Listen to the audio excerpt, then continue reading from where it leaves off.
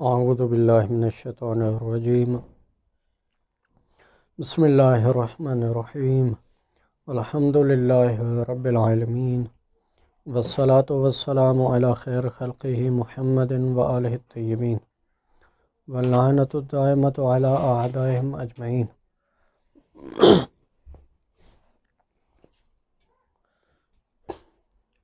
ومنها آیۃ الأذن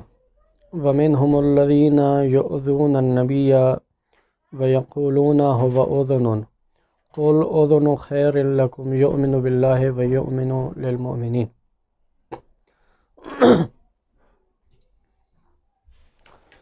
حوزہ علمیہ Najaf Ashraf میں کفایت الاصول کے طلاب کے لیے امتحان میں مادہ امتحانی کفایت الاصول جلد دوم امر ثالث سے تھا۔ ہم نے مادہ امتحانی امر ثالث سے پڑھنا شروع کیا تھا اور ابھی خبر روایت کی حجیت کی ادلہ پڑھ رہے ہیں۔ ان میں سے آیات تھیں، آیات میں سے آخری آیت جس کو خبر روایت کی حجیت پر بطور دلیل پیش کیا جاتا ہے وہ آیت اذن ہے۔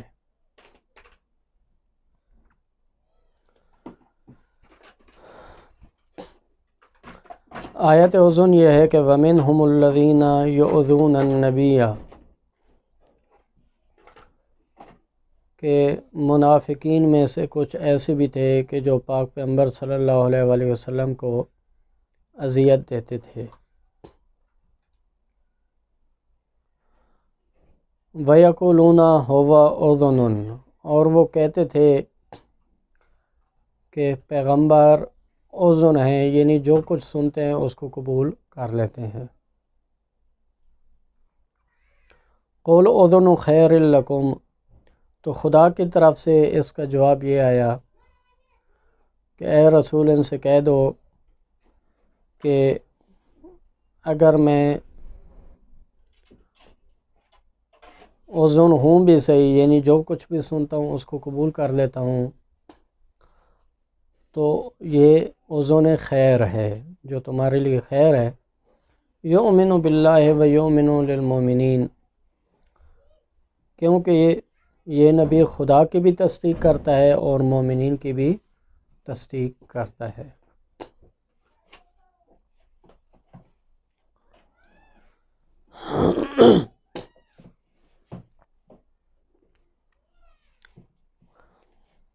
تو اس آیت میں اللہ تعالیٰ نے پاک پیغمبر صلی اللہ علیہ وآلہ وسلم کی مد کی ہے، یعنی وَيُؤْمِنُ لِلْمُؤْمِنِينَ، یؤمن یصدقو کے معنی میں ہے، یعنی پاک پیغمبر صلی اللہ علیہ وآلہ وسلم مومنین کی تصدیق کرتے تھے۔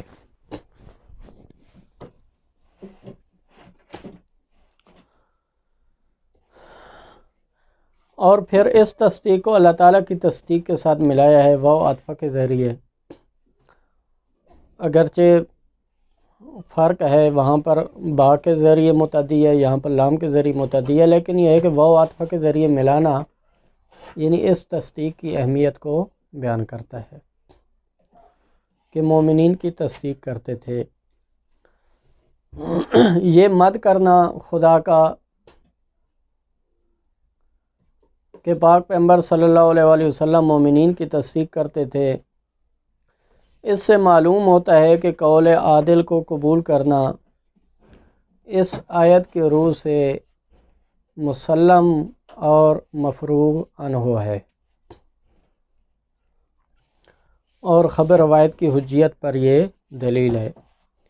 کہ اگر پاک پیغمبر صلی اللہ علیہ وآلہ وسلم مومنین کی تصدیق کرتے تھے تو ہمیں بھی جب ایک عادل ہمارے سامنے خبر بیان کرے تو ہم اس کی تصدیق کریں اور اس کو قبول کر لیں۔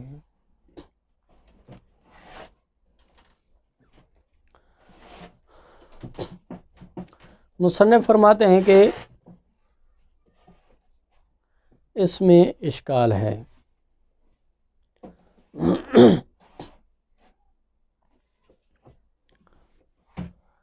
اور اس آیت کے ذریعے خبر روایت کی حجیت ثابت نہیں ہوتی۔ اس کی وجہ یہ ہے کہ اس آیت کا اگر آپ شان نزول دیکھیں تو ایک صحابی وہ پاک پیغمبر صلی اللہ علیہ وسلم کی باتیں سنتا تھا اور پھر جا کے منافقین کے سامنے بیان کرتا تھا، یعنی نمام تھا، نمام چغل خور جس کو کہتے ہیں، یعنی باتیں سنتا تھا اور پھر پاک پیغمبر صلی اللہ علیہ وسلم کے سامنے سے باتیں سنتا تھا اور منافقین کے سامنے بیان کرتا تھا۔ تو خدا کی طرف سے پاک پیغمبر صلی اللہ علیہ وسلم کو یعنی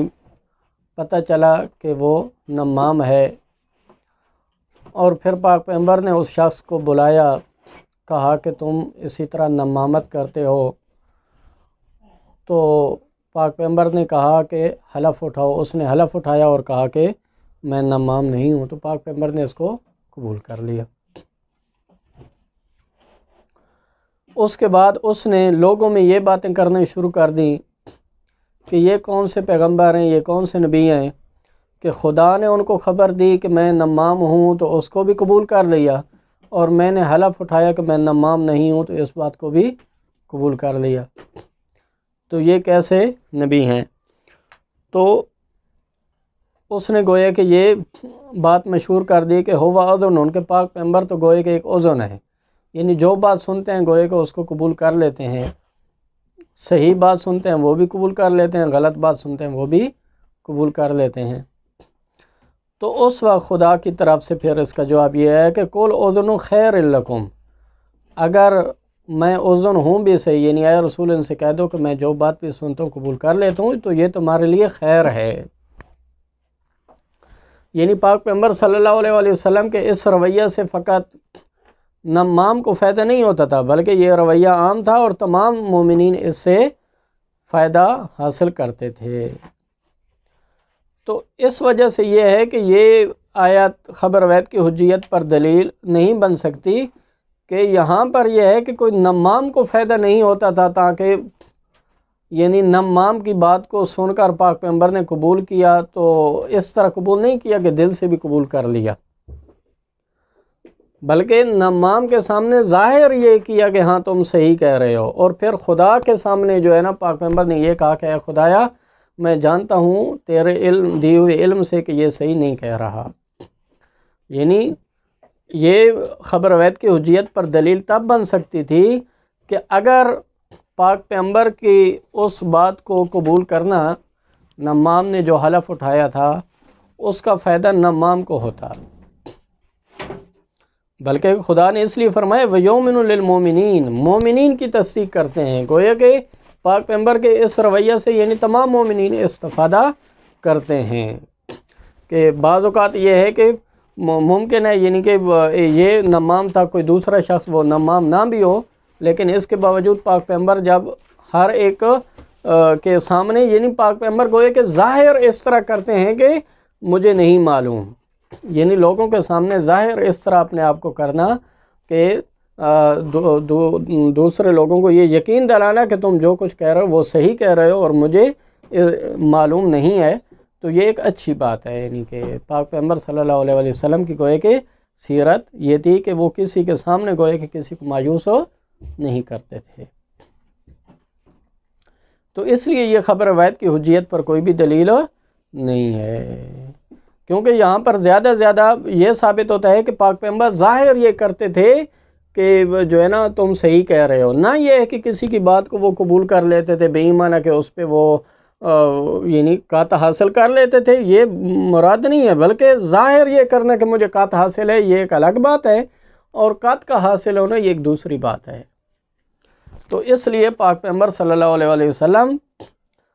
جو ہے وہ نمام کے سامنے پاک پیغمبر نے ظاہر یہ کیا تھا کہ مجھے قط حاصل ہے کہ تم جو کچھ کہہ رہے ہو وہ صحیح کہہ رہے ہو اور تم نمام نہیں ہو۔ نہ یہ ہے کہ پاک پیغمبر یہ سمجھتے تھے کہ وہ نمام نہیں ہے، ایسی بات نہیں۔ لہذا یہ خبر روایت کی حجیت پر کوئی بھی دلیل نہیں ہے، بلکہ اس میں پاک پیغمبر کی گوئے کہ ایک صفت کو بیان کیا گیا ہے کہ جس سے اسی میں ہی گوئے کہ مومنین کی جو ہے نا وہ عزت محفوظ ہے، اور اسی میں ہی مومنین جو ہے نا وہ نفع حاصل کرتے تھے۔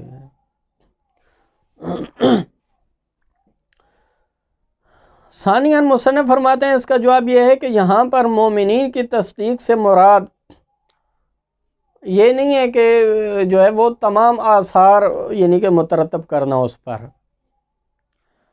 یعنی کہ تمام آثار اس پر مترتب کرنا یہ مراد نہیں ہے،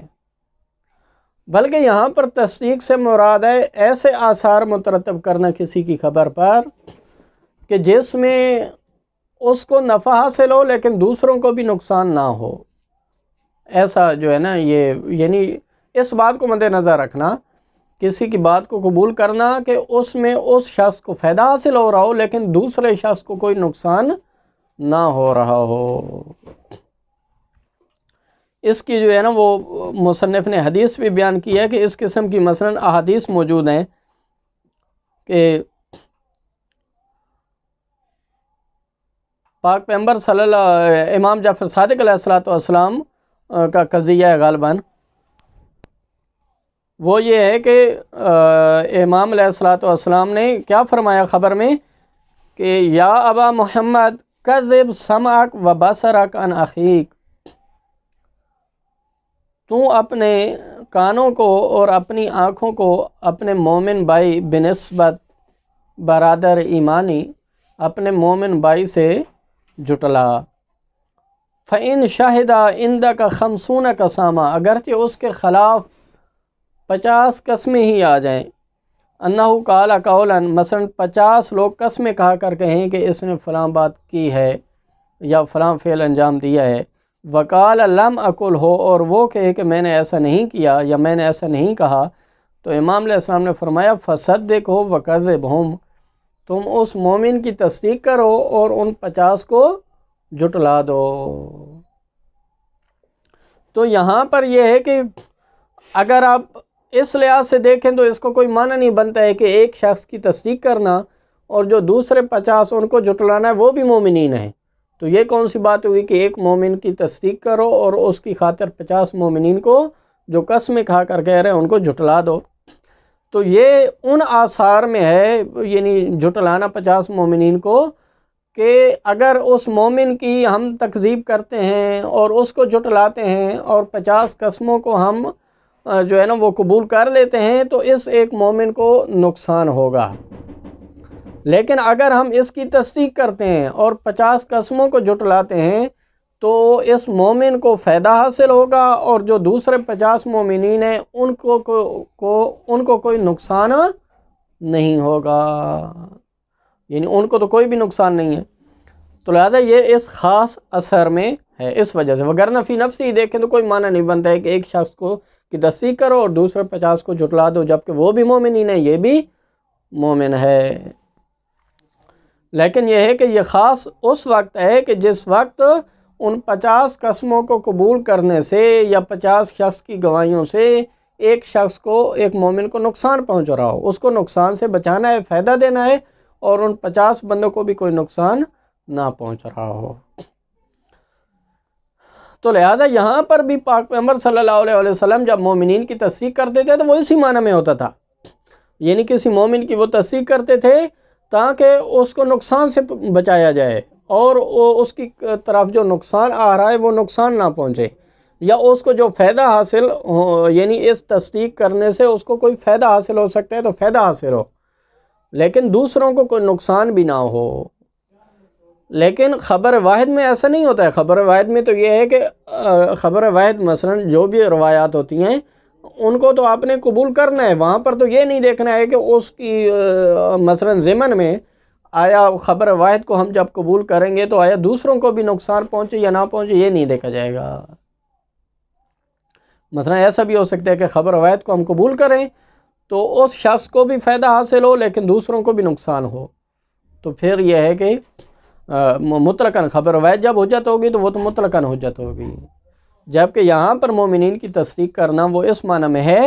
کہ جس وقت اس مومن کو نفع حاصل ہو اور دوسروں کو نقصان نہ ہو، تو اس وجہ سے یہ ہے کہ یہ خبر روایت کی حجیت پر کوئی بھی دلیل نہیں ہے، کیونکہ یہاں پر تمام آثار مترتب کرنے والی بات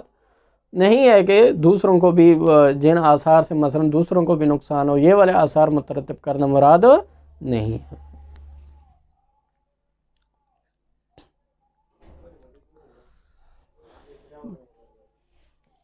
مصنف فرماتے ہیں وَمِنْهَا، ان آیات میں سے ایک یہ بھی ہے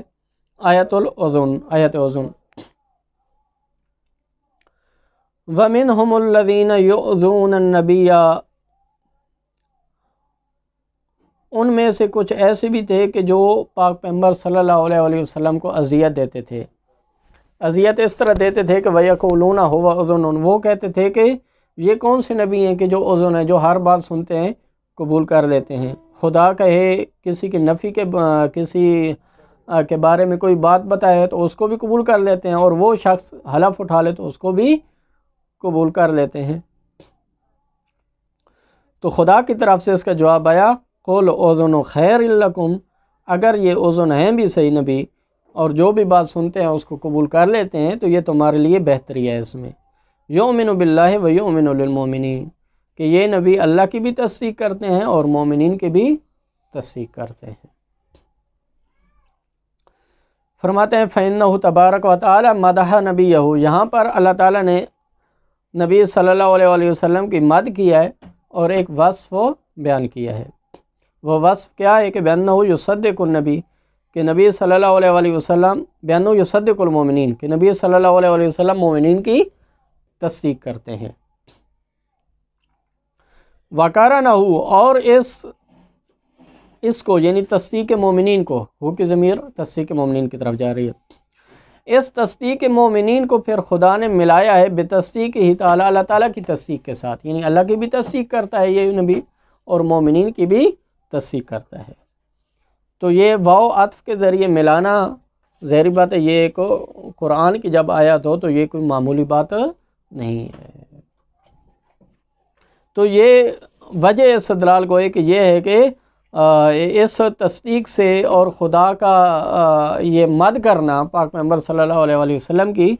اس سے معلوم ہوتا ہے کہ قول عادل حجت ہے اور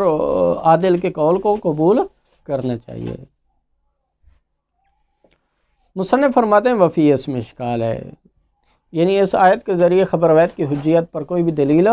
نہیں ہے، اور مومنین کی تصدیق کرنا کوئی بھی جو ہے نا، اس کا مطلب یہ نہیں ہے کہ آپ قول عادل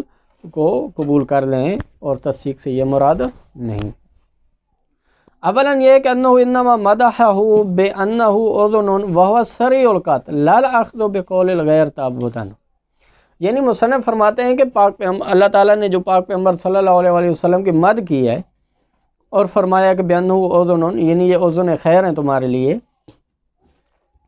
تو یہ اس معنی میں ہے کہ وہ سریع القطع، یعنی پاک پیغمبر صلی اللہ علیہ وسلم ظاہر ایسا کرتے ہیں کہ ان کو قطع حاصل ہے، وہ قاطع ہیں۔ تو لا الاخذ بقول الغیر تعبدا، نہ یہ ہے کہ غیر کے قول کو وہ تعبداً قبول کر لیتے ہیں، جیسا کسی نے کہا ویسے فوراً قبول کر لیا، ایسی بات نہیں ہے۔ یعنی گویا کہ زیادہ سے زیادہ اس میں جو اشعار موجود ہے وہ یہ ہے کہ کسی بھی مومن کو، کوئی مومن یعنی کہ کوئی بات کہے تو مبادرت الی تکذیب نہ کرو، یعنی فوراً اس کی تکذیب نہ کر دو، یہ نہ کہہ دو کہ تو جھوٹ بول رہا ہے۔ لہذا اس میں زیادہ زیادہ یہ اشعار موجود ہے کہ کوئی مومن اگر کوئی بات کہے تو فوراً اس کی تکذیب نہ کرو، بلکہ اس کے سامنے ظاہر یہ کرو کہ ہاں تو صحیح کہہ رہا ہے، لیکن فی نفس ہی اس میں غور و فکر کرو کہ آیا وہ صحیح کہہ رہا ہے یا صحیح نہیں کہہ رہا۔ اگر صحیح کہہ رہا ہے تو اس پہ آثار مترتب کرو، اگر صحیح نہیں کہہ رہا تو اس پہ آثار مترتب نہ کرو۔ تو لہذا یہاں پر بھی پاک پیغمبر صلی اللہ علیہ وسلم یعنی کہ انہوں نے گویا کہ یعنی مومنین کی تصدیق کرتے تھے، یعنی مبادرت الی تکذیب نہیں کرتے تھے، فوراً وہ جو ہے نا مومنین کے قول کو جھٹلاتے نہیں تھے اور اپنے آپ کو ظاہر ایسا کرتے تھے کہ پاک پیغمبر قاطع ہیں۔ لا الاخذ بقول الغیر تعبداً، نہ یہ ہے کہ غیر کی بات کو وہ فوراً قبول کر لیتے تھے اور تعبداً جو ہے نا اس پہ یقین کر لیتے تھے. تو لہذا خبر روایت کی حجیت پر کوئی بھی دلیل نہیں ہے.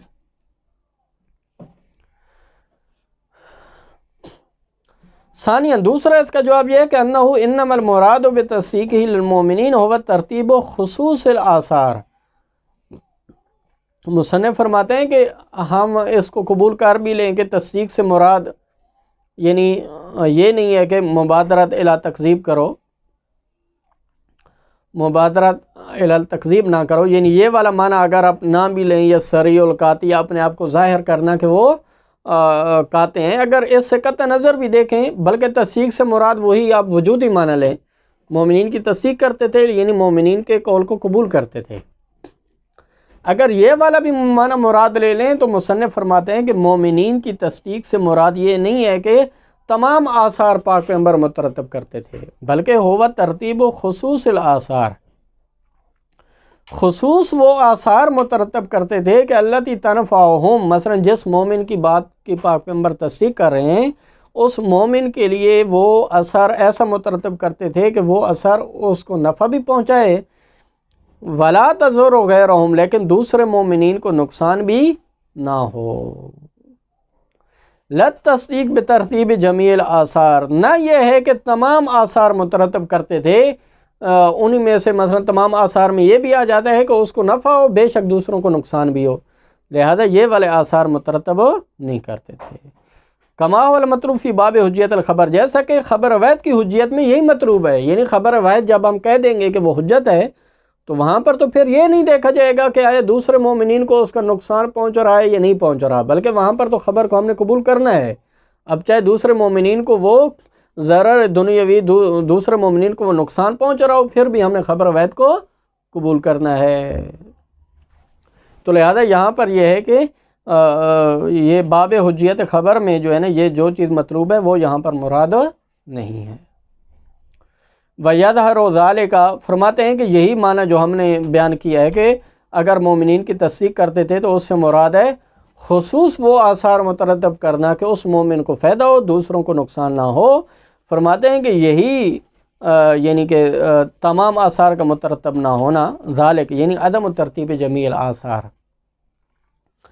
یہی ظاہر ہوتا ہے من تصدیق ہی للنمام. یعنی اس آیت کا اگر شان نزول دیکھیں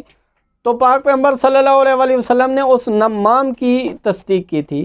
بِأَنَّهُ مَا نَمَّهُ، یعنی کہ کیا تصدیق کی تھی کہ وہ نمام نہیں ہے. اس نے حلف اٹھایا کہ میں نمام نہیں ہوں، تو پاک پیغمبر نے تصدیق کر دی، قبول کر لیا اس بات کو کہ ہاں جی وہ نمام نہیں ہے. لیکن وَتَصْدِيقُ لِلَّهِ تَعَالَى بِأَنَّهُ نَمَّهُ، عین اسی وقت پاک پیغمبر